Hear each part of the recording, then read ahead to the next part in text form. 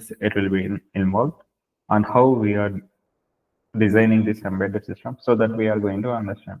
Like the image, if you see here, we have some of the inputs and outputs are connected to the hardware. So it is a combination of the hardware, and inside the hardware we have the programming. So with the help of the programming, we are able to operate the inputs and output conditions. So the programming, it has specific logics. So based upon the logical thing, the hardware will be enabled. So what is embedded system? Embedded system is a combination of the hardware and software were combined to perform a specific function within a larger system. So here the hardware talks about the electronic components. So the electronic components, we have the microprocessor and microcontroller. And specifically the software requires the C programming and some of the Python and the Java are the some of the supported etc. Like we have, it will be a part of the software. It will support all the electronics to ensure that electronics can be activated and deactivated via the programming logics. Via the programming logics, it will be involved.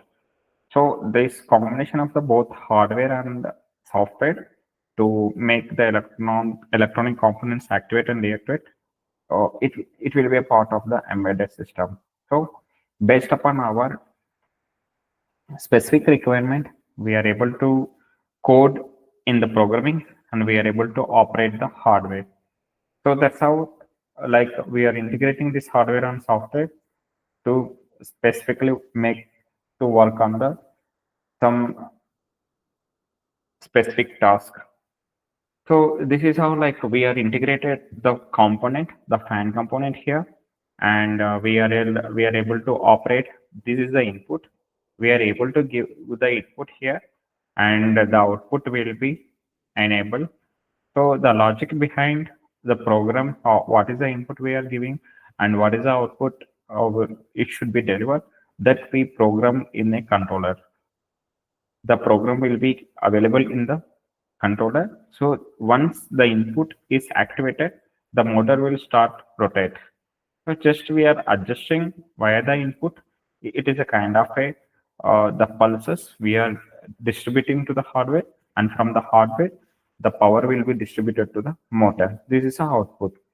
So like we are integrating all this hardware combination and inputs combination, and we are able to work on many other applications.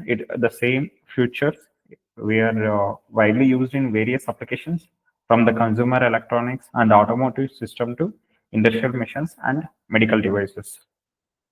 So history of the embedded system, we need to understand how this evolved. So mostly the current world, it talks about the embedded system. So including from the mobile and laptops, systems, monitors, and televisions. So there are many other applications. So to understand more in detail, like we need to understand the history. So it was first initial phase was 1960s. It is a birth of the embedded system. How we can make the guidance and navigation for the NASA missions. So the innovation was started, and later in 1970s there was a Intel 404. The first microprocessor was developed, and it will be make the embedded processor.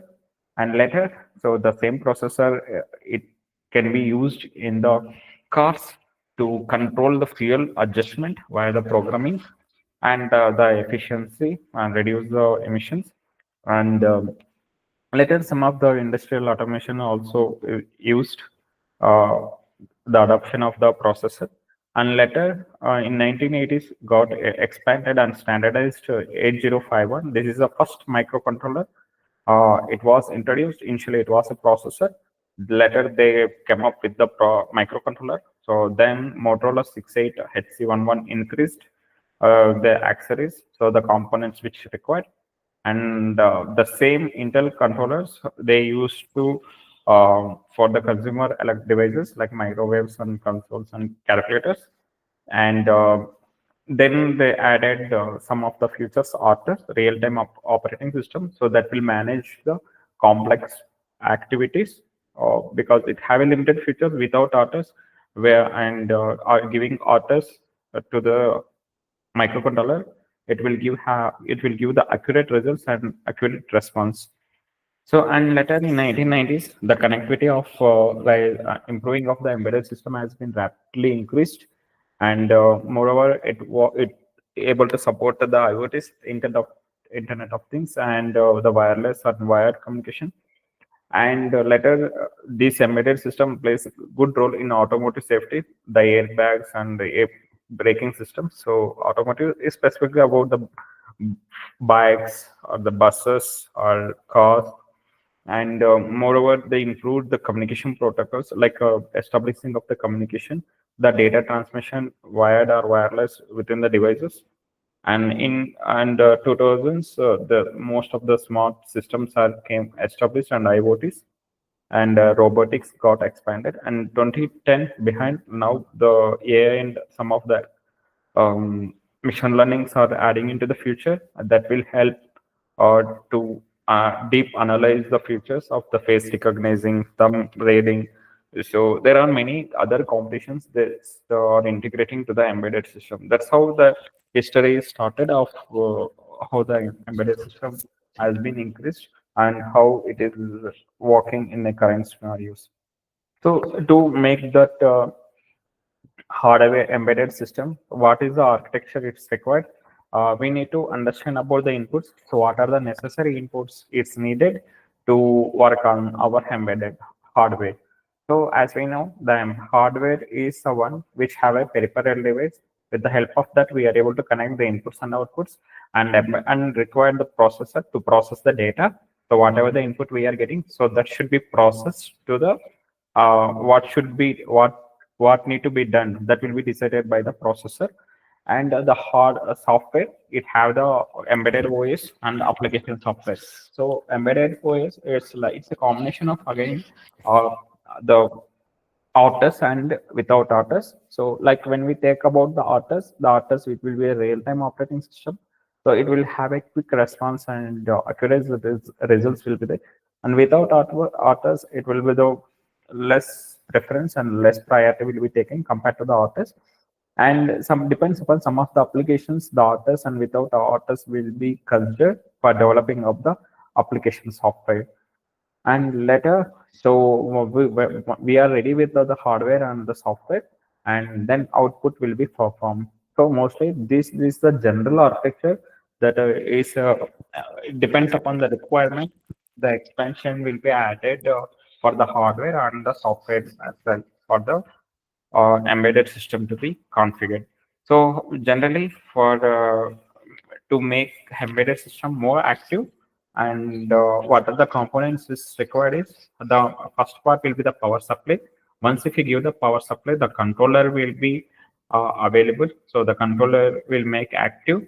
So then that later stages, whatever the data available in the memory, so that memory will be passed to from the inputs and outputs.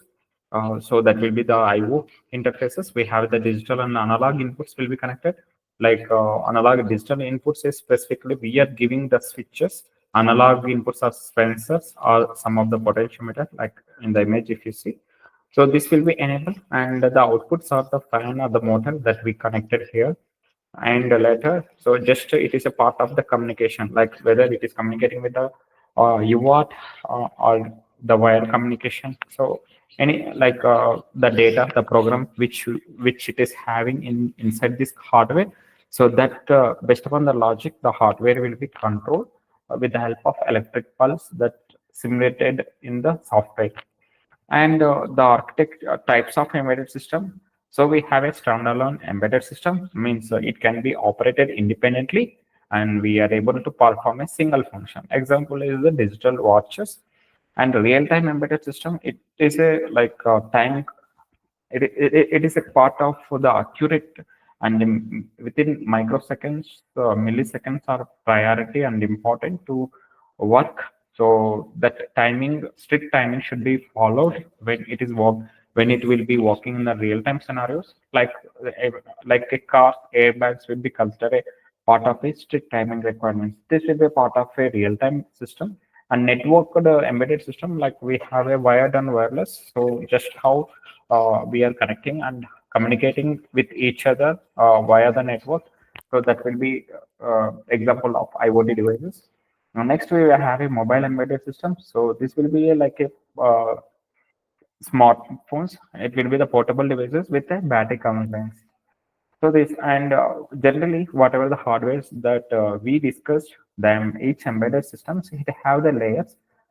So coming to the desktop, the computers which we are using, the laptops. So usually we have the hardware. So that is about display or the monitors, and the keyboard and the mouse. It will be a part of the hardware. How this monitor, keyboard, keypad will be work with each other. So with the help of this OS operating system and firmware combination, like firmware is specifically the boot software, and the device drivers will be added here. So means the USB port, a UART port, or the power port. So this will be part of the port firmware will be coming, and next will be the part of the OS. The OS is a Windows OS or the Linux. So anything it will be a part of a OS, and application software, the one which we run on top of the OS. So it is a combination of this that usually desktop computers will be folded. And similarly, the embedded computer here, it talks about the hardware and firmware and operating system and the application software. And later, just the normal computers, the simple microcontroller, we have the hardware and the software. So that is nothing but the firmware we see. So the firmware, it is a combination of the software which it takes the inputs and acted on the output. And the what are the key characteristics of embedded system is the real-time operating system. So where specifically we design for a specific task to be worked, and it should be result given the accurate results. So that will be the time real-time operation. And task specific, like when we usually design the hardware for specific tasks, like for rotating of the motor or rotating of the uh, LED in a different directions when it is installed on the motor. So like to make our LED to on and off on certain duration. So that will be the specific task, like depends upon the output or the input conditions that we are making. We are working towards the hardware and software logics are matching. That will be the task specific and resources constraint. Moreover, the hardware or the completely the combination of the electronics, it's required the power to activate. So that is a limiting processing power. And moreover, the memory is the software where which we are laying down. And moreover, the energy is the one.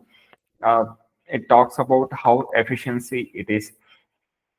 And it is a like a embedded is a host device. It's not a standalone system where we are integrating with the other systems to work some features.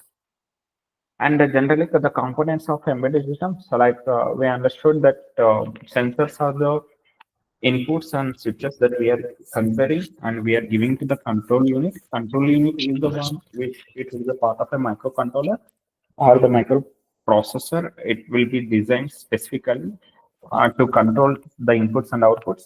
And here, actuator is the output, which it will be a part of the motor.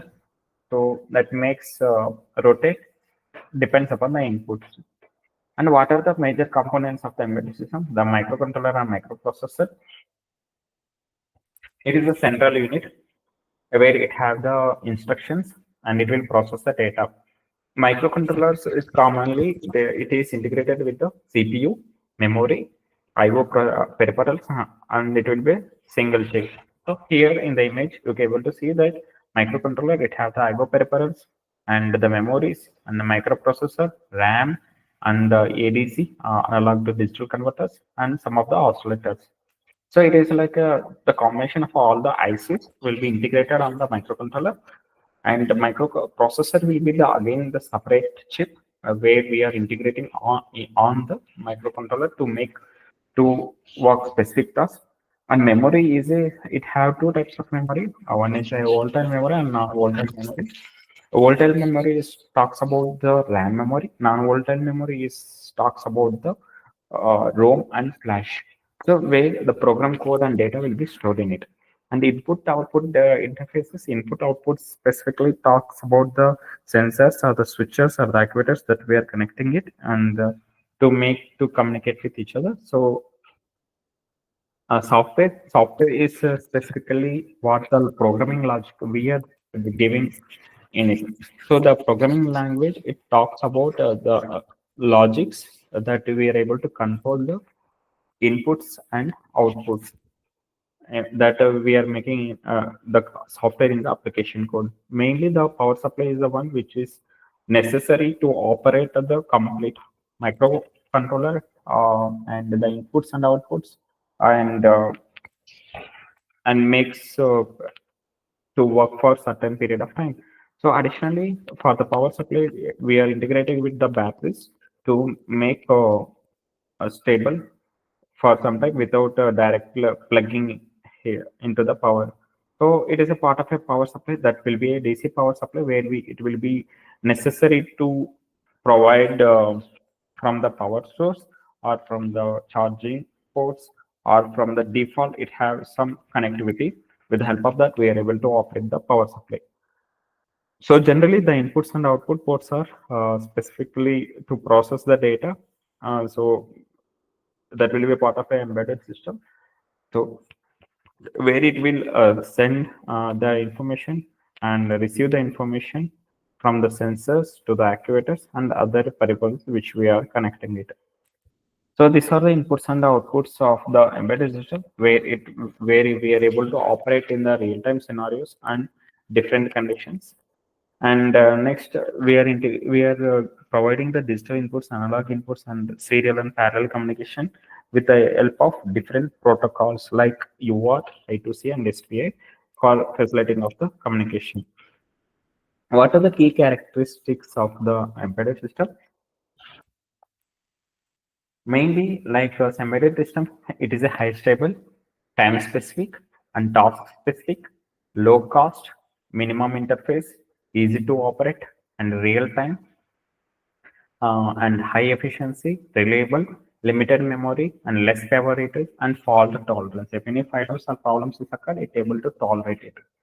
And some of the specialized functionalities, like if we are able to perform particular task and set of activities. Examples, microcontroller we are using in a washing machine for washing the number of cycles and water level and spin speed. We are able to configure uh, from the buttons, and that information is giving to the hardware in the washing machine, so that based upon the inputs of the water level or the spin speed, that will be activated. And real-time operation, so many embedded system operates in a real time, meaning is that must be process the inputs and provide the output within a strict time constraints. Within a time, it should be responded. Moreover, example as we discussed about it is a airbag system that need to react whenever the accident is happening within the milliseconds of the time, the airbag should be reacted. And integration, so the background is the embedded system. It is we need to integrate the hardware and software all hardware and software to be integrated, and the hardware it requires the inputs and the outputs to be configured, and to make the inputs and outputs to work we require some software, so that are integrated with the larger devices and machines, so that we are able to perform the task and that will be managed and control the functions. So mainly this embedded system, it is designed to specifically it will be a less, we can operate the limited resources, or we can integrate and add more and more resources. Inputs in resources here is nothing but the inputs and outputs which we are configuring. So some of the hardware that we have in the less right, it should be operated, and it should have a good efficiency and reliability and stability. So the mostly the devices which we are using, it has some part of duration where components can be active and it work for good, and the span will be also good. And next, coming to the development, like you need to develop the hardware. So what are the requirement? You should understand the requirement first. So what is the hardware? What are the inputs and outputs you need to configure, and how the system should respond? So like, it is a part of a requirement analysis phase. We need to understand the specific function, and we need to know what is the system we need to configure it. Then we need to design the system, and means like we need to how the input should be configured, where what is the hardware we should configure, what is the software we need to added in the code. So that is a part of the system design. And implementation is specifically we need to write the code, and we need to specific the hardware information in the code. So then it start communicating the hardware and software. So when we make the hardware and software the code, then we need to integrate and we need to test it. We need to ensure that both the hardware and software are working, and whatever the logic we written in the programming language, that is also working, as we are meeting the requirements, whatever the requirement we started with respect to the switches or the sensors, so that will be working, so that should be confirmed. And finally, once that is done, then we are deploying and ensuring that the product is ready. It can be considered now for the market. So once it is given to the customers. So then the software which we develop, it should be in a maintain phase. The hardware, based upon the customer feedback, you usually get, or customer will get a feedback. So based upon the feedback, like the softwares will get added, or any faults or priors or problems is getting during the runtime. So based upon the customer feedback, we are improving those software features, and will during the maintenance phase. And embedded lifecycle, what is the final phase? Like always, it should be analysis first, design, development, and testing, and deployment, and support. Support is like for customer support, you can say. So again, we are upgrading to the newer features based upon the customer feedback during the support, and we retirement and needed means after upgrade it will be retirement and needed if any new features are added or developed, need to develop, then coming with an additional features, and then conceptualization. So that will be the final phase. So just this is the high level of life cycle process, how the product is constant from the analysis phase to the deprecation phase. So what are the examples and where we are using this embedded system? So we are able to use in a manufacturing equipments and domestic appliance, audio visual and equipment, gaming consoles, telecommunication equipment, and medical devices, and cars and vehicles, motion systems. There are many more examples. While we have the main examples, I can say like there are many areas where um, the embedded systems are used. So consumer electronics like smartphones or smart TVs and digital cameras, automotive like cars, relevant of the buses or the truck specific vehicles like on-road or off-road vehicles. We are using the engine control unit, anti-lock braking system, ABS, infotainment systems require the controller. And then industrial controls like PLCs, programmable logic controls, and some of the robotics controllers we are using. And medical devices, it will be the high rate of monitoring or influence from or diagnostic equipments we are using the medical devices. And home appliance, washing machine, and microwave and smart thermostats are some of the examples of the embedded system. And the simple embedded system, we have a complex. So simple is basically we have a one input and output, like the microwave is a one example, where it able to take the inputs, button and temperature in sensor, and the output it rotate and you will get a display to control the heating. Complex is in a automotive car, we have the continuous processing of the sensor data, and we need to control the engine functions like fuel injection or ignition timing. So those are some examples. What are the challenges in embedded system? So the embedded digital complexity, depends upon the requirement, the balance complexity will be added, and moreover the components are added. The power also be added more and more, and the size of the hardware also will be increased, and limited resources, the memory or the power supply or the battery. So these are limited and required efficient software and hardware design. And real-time management meeting the strict timing requirements for real-time applications and security. So moreover, the software and the hardware are very important. So the software which we develop for the hardware, so it should be always secure, and it should not it should not be corrupted, or it should not be theft the software data. So the hardware is the one which makes you work on accurate timing and accurate response depends upon the software that you given here. And what is the embedded firmware? Embedded firmware is nothing but it is a flash memory chip that stores the specialized software running in a chip. So in the where it will control the function. So generally in the embedded system, the firmware is same as the it will be a part of the software that it will be stored in the ROM memory, and that can be updated more easily for better adaptability to the conditions. And we are integrated with the additional equipment. Embedded system software is specially written for specific devices to meet the goal. What are the common system embedded system technologies like the microcontroller?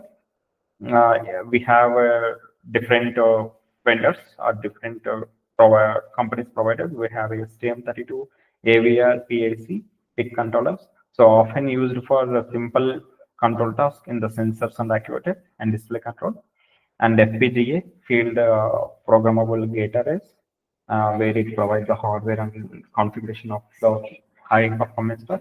RTOS real-time operating system. So popular RTOS includes PRTOS, VX RTOS, and QX. These are the RTOS OS, and this is all about the embedded system. So we understood about what is the hardware and what is the type of software involved, and combination of the hardware and software, what is required for the embedded system, the inputs and outputs.